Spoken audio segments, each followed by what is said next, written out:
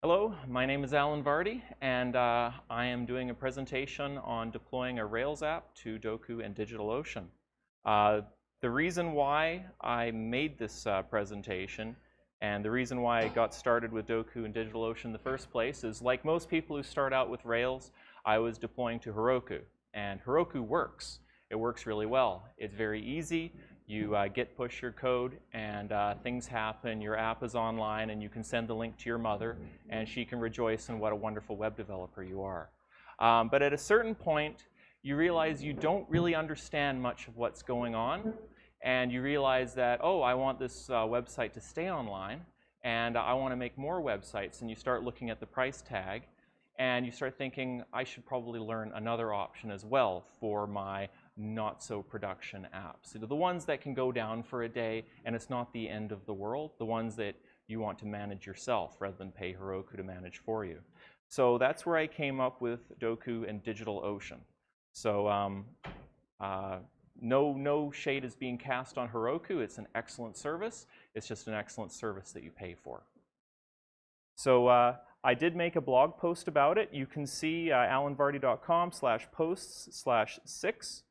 You can go there, and the step-by-step instructions are listed there as well if you want to reproduce what I'm showing you today. So, what the heck is going on? We are creating a $5 a month server instance. It's billed by the hour, so I'm going to shut it down in 15 minutes, and I'll get charged maybe a penny for the server. And we're going to use Dokku to deploy a Rails app. But why this presentation? Lowering your costs for your less essential apps. You get to play around with Linux, servers, containerization. It's a way to get your feet a little bit wet and have the option of working outside of Heroku. It's probably never a good idea to be locked into any one service without alternatives. So first of all, DigitalOcean.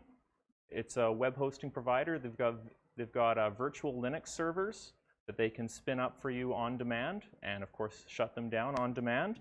They have a lot of up-to-date tutorials that you can go through, so how to do this, how to do that. They're a wonderful resource, and they can give you a blank Linux box for you to do what you want.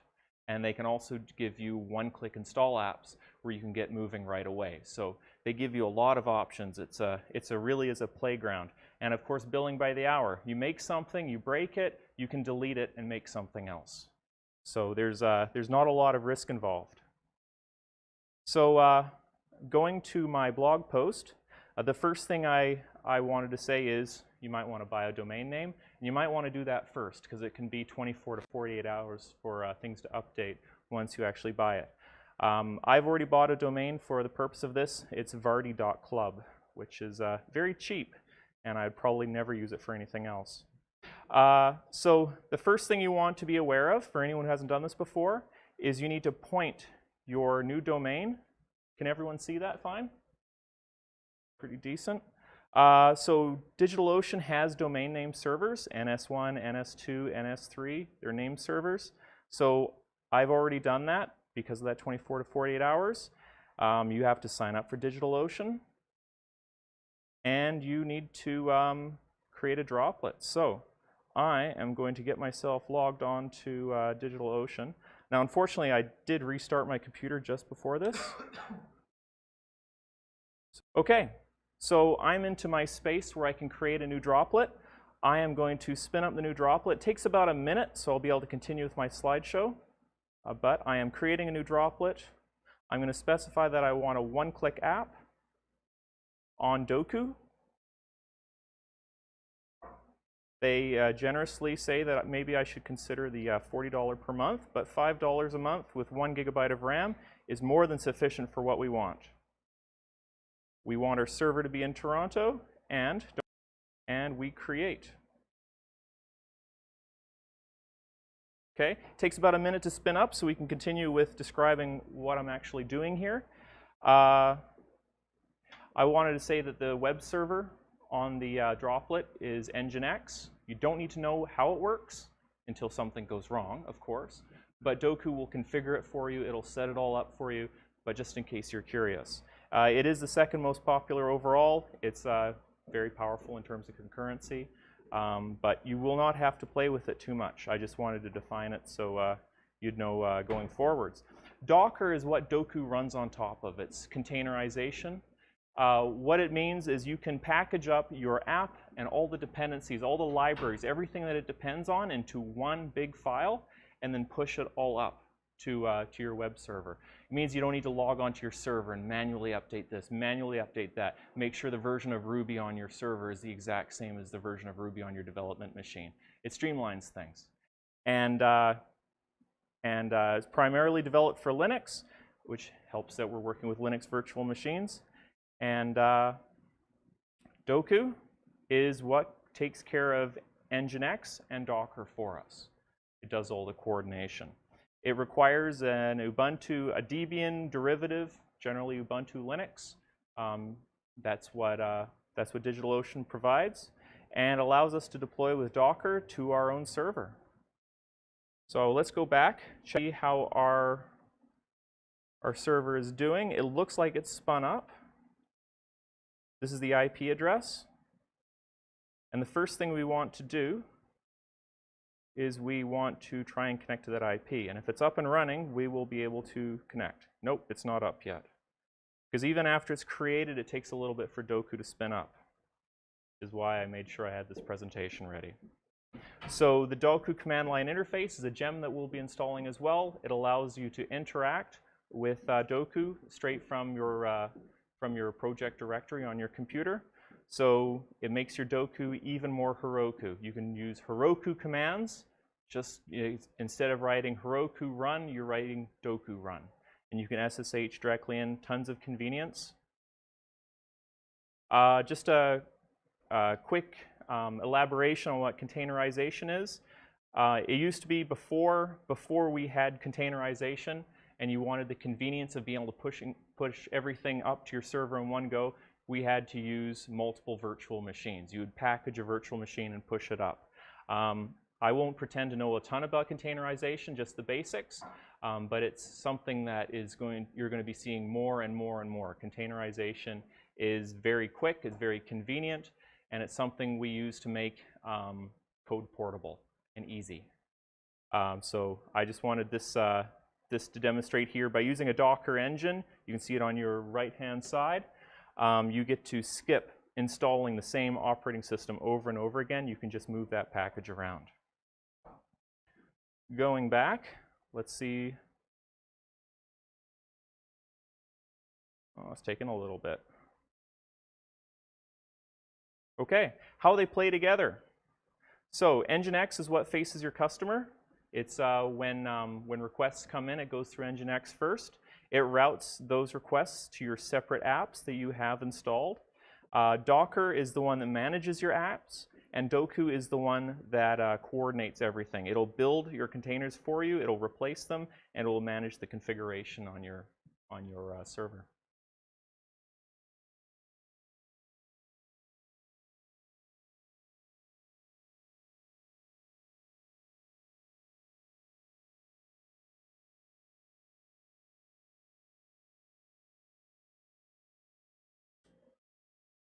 I'm a little surprised it's not up yet.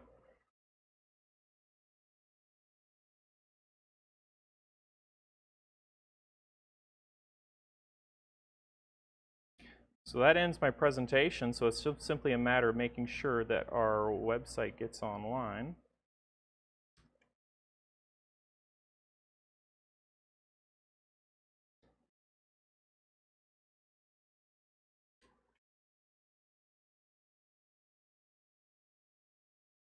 What's that? It's up for you? Yeah. It just wanted to make sure I got nervous. So this is the Dokku setup. This is when you first connect to the IP, it'll show you this page. Very important you go here before somebody else does. If somebody else goes to this page before you, puts in their public SSH key, they will have control of your server, and you need to shut it down, start up a new one. Not a horrible thing unless you leave it for weeks and weeks. But just a good thing to know, log on right away. This is my public key. Of course, I have a private key that I do want to keep safe, but my public key matches with the private key, allows me to have SSH access to my server. And I'll definitely take questions after this if anyone's not sure on what SSH is, etc. My host name. I mentioned that I had a very disappointing domain name called Vardy.club, and I'm going to use virtual host naming for my apps. So that means I'm going to have my app name .vardy.club. And of course, you can configure however you want after that, but this will be the default. And I finish setup. And it conveniently puts me straight to the Dokku tutorial.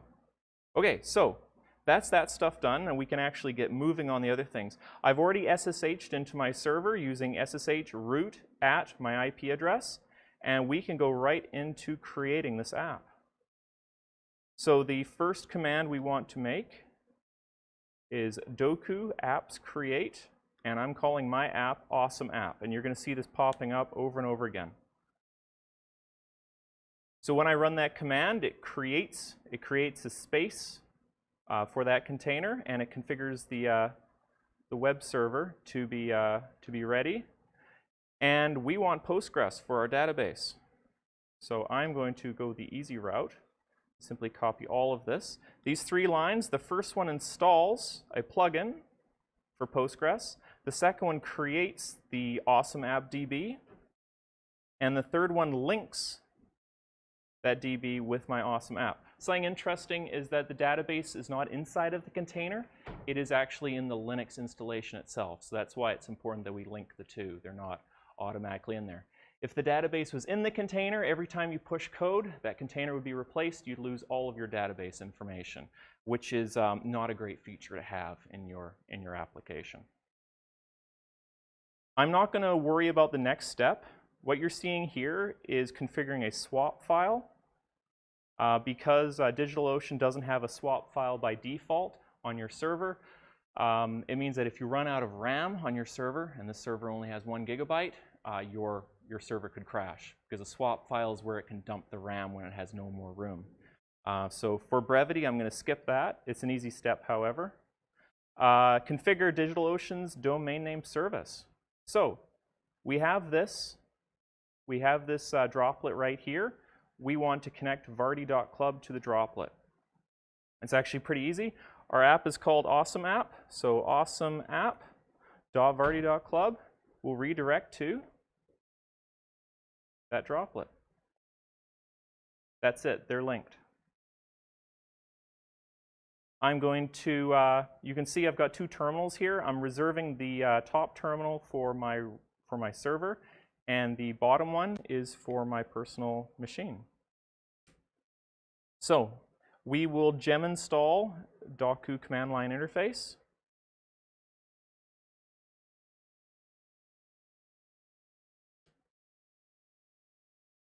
And next up, we are going to make a Rails app.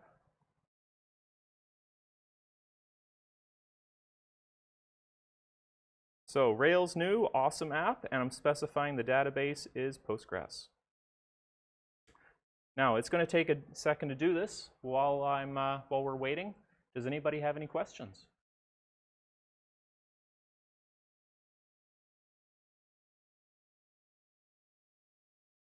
Awesome. Okay, we'll carry on. I'll ask if there's any questions after as well. So we're going to create probably the most disappointing app imaginable. We are going to create one route, generate controller static index. We'll have one sad little page, and I need to define my route.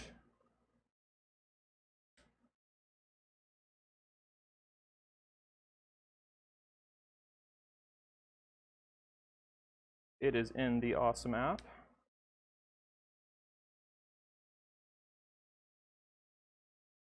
So we'll just set our route to static index. And we have a useless but functional website. So a couple of features before we push this to the server. Automatic migrations. So we can create a file called app.json. And when it uploads to the server, it'll read that app.json, and it can run scripts. So the one in this case is I wanted to run bundle exec rails db migrate and migrate my database for me so I don't need to log into the server and do it myself, because that's just incredibly annoying. And if you're anything like me, you'll forget half the time to do that and then have to go in afterwards.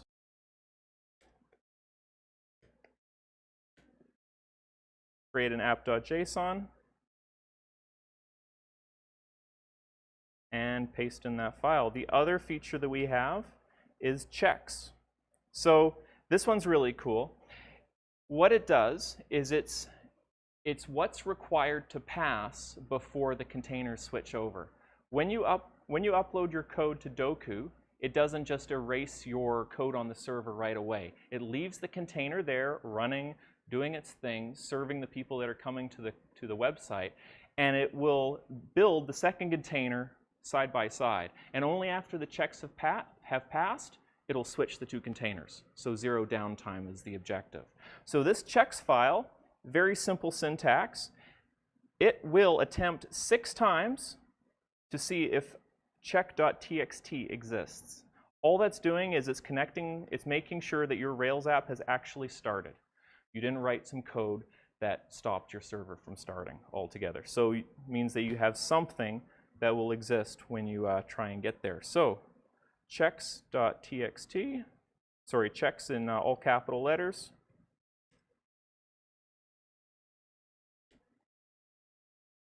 And I've already been in this directory, so no, that didn't work. Oh, I touched too many touches. Okay, only one touch. Yeah, that's right. Don't touch too much. Okay, checks. We have 2 files. We made the app.json and checks. It's not exactly continuous integration, but it'll work for us in this case. And finally, we need to add a route, because check.txt does not actually exist. We're just going to simulate it.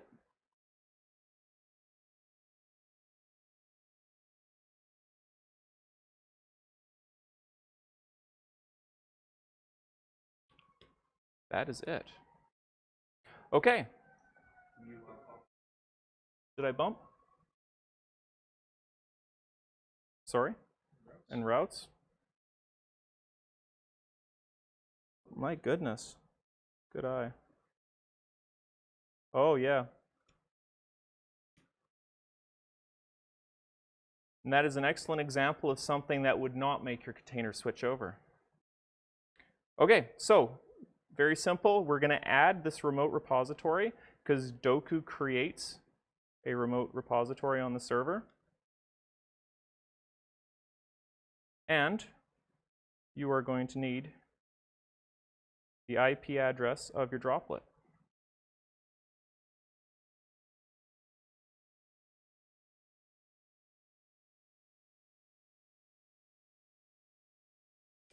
Okay, we've added our remote repository, so all we need to do now is to git add, git commit -m, super impressive app. Okay. And then git push Dokku master. And this pushes off the entire process exactly like what you would see in Heroku. You can even see in there, it's building awesome app from Heroku-ish. So it is using Heroku-style build packs to build the container for you. And while it's building, because this will take a little bit, are there any questions at all? Go ahead.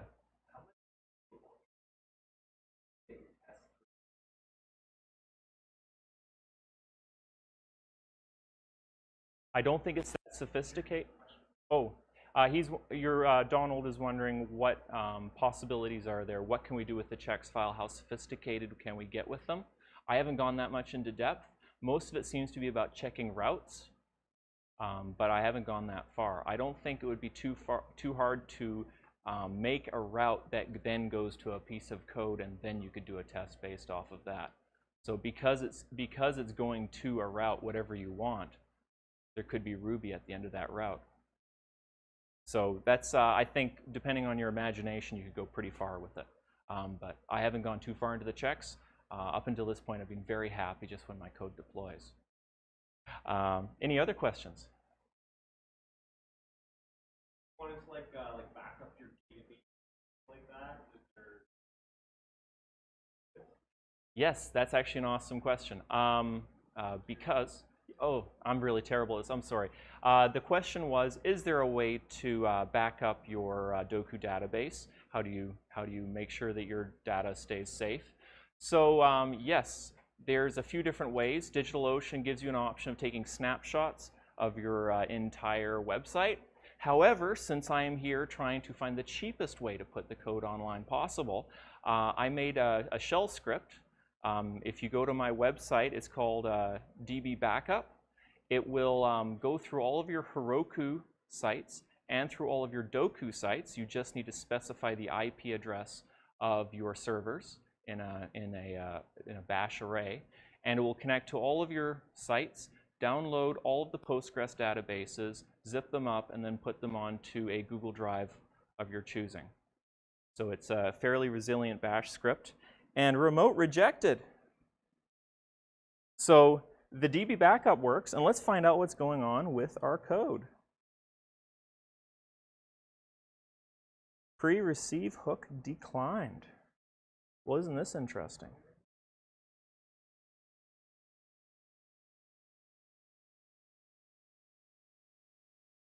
Yeah, we have an issue with our database.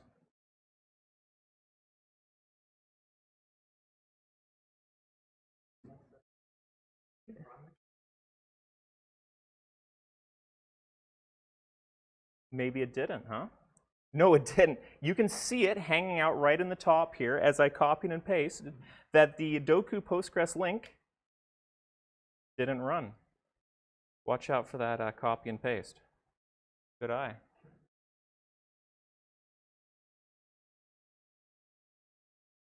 So we have proved that it will not, for the second time, deploy a non-functioning website. You can see the checks right here. Attempt 1 of 6, waiting for 10 seconds.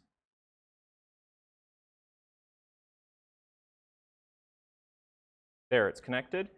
And you can see the post deploy here. Running bundle exec rails, db migrate. And the migration just happened. So let's push one more time. Hopefully it's faster this time around. I definitely have time for a third question. Go ahead.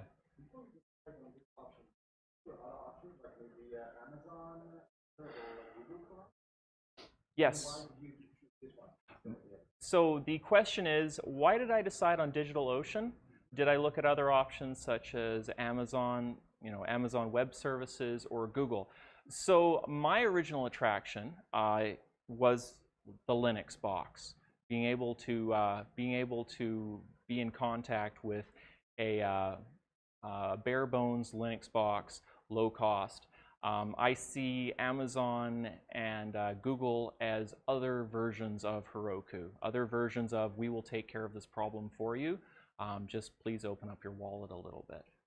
And so DigitalOcean has always been a resource from the beginning for tutorials, and it's always been a good way to just start up a Linux box out there in the cloud and connect to it and have fun with it. So that's why. I actually haven't done anything with Google Cloud yet, and minimal exposure to Amazon Web Services, but I definitely get my Linux fix from working with DigitalOcean. We are almost there. Running post deploy.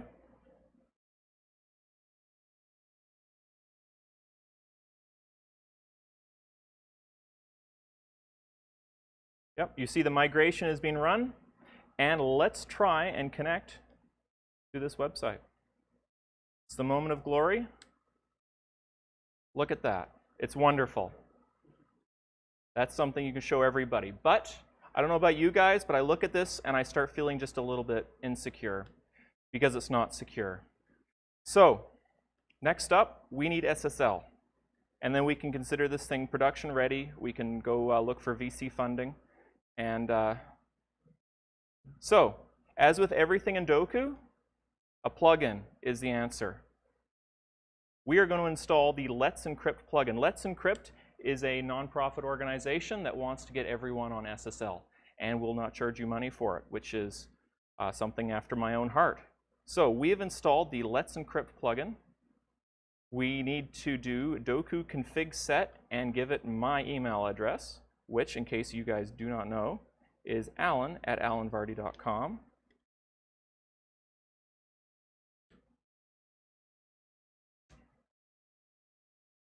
And a very difficult command, Dokku Let's Encrypt Awesome App. Now, what is cool about this is how easy it is, because what it does is it downloads an image from the Let's Encrypt servers, it puts it on your website, and then it tries to connect to that image externally, thereby verifying that that is the server that it sent it to. So it does all of its authorization, authentication, without much from you at all. Just typing in 3 words.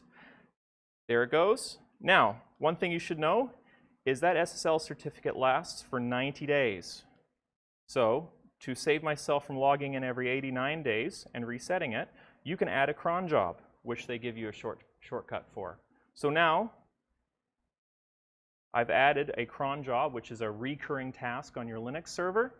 I now have unlimited free SSL for the rest of the lifetime of the server.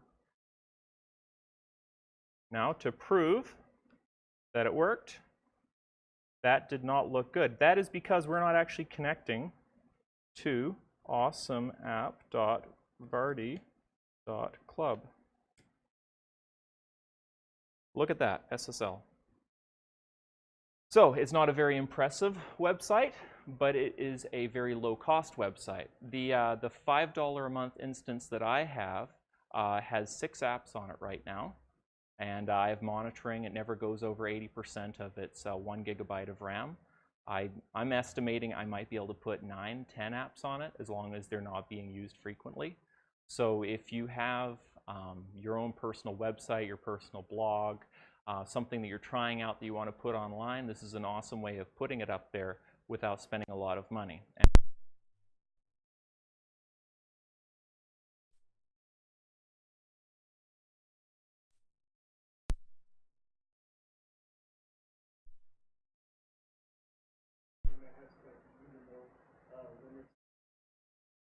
Yes, I would.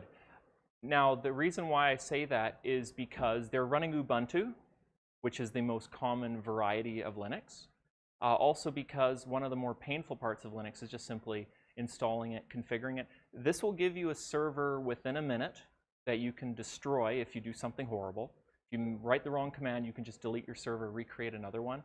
And it gives you direct access to the command line right away. So I think it's an easy introduction without having to wipe your Windows machine, switch over, without having to try and install it on your MacBook, etc. So yeah, I absolutely would recommend it as a way to get your feet wet with Linux. If your app does go over 1 gigabyte of RAM, it's a virtual machine, so it doesn't know that it has more than 1 gigabyte. Once it hits that 1 gigabyte, it will not go any farther. Your server, if you do not have a swap file, your server will grind to a halt, and it will have to be restarted manually. If you do have the swap file, it will slow down. Now, what is really cool is DigitalOcean has monitoring. And I take advantage of this because I want to know when the day comes when I need to upgrade my droplet. So if my CPU goes over 80% for 5 minutes, or my memory, my RAM, goes over 90% for 5 minutes, I get an email right away. Any more? Yes? Just have a Linux box somewhere on the internet. Use that Dokku interface to manage your deployment apps, or is it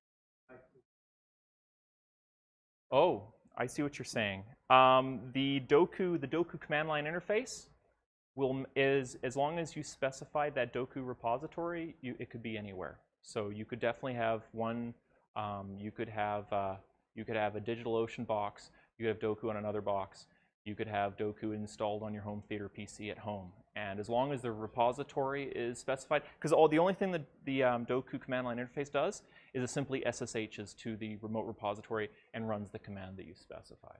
So it's the Dokku app. Well, the Dokku program is just simply a collection of shell scripts, and that they've built together around Docker and Heroku-style build packs. So it's very simple, which makes it very resilient at the same time. There's not a lot of complexity below the surface. Any more questions?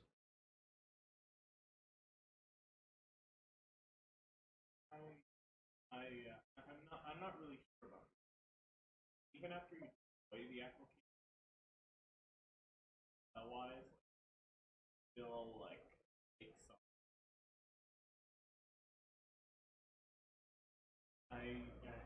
Yes. Okay. Yes. So actually, if while I'm doing, we can make one right now. So let's do Rails generate controller user. No, let's scaffold.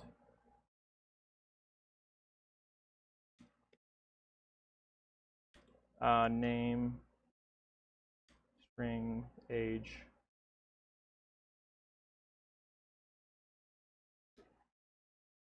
Okay, so we just generated a scaffold.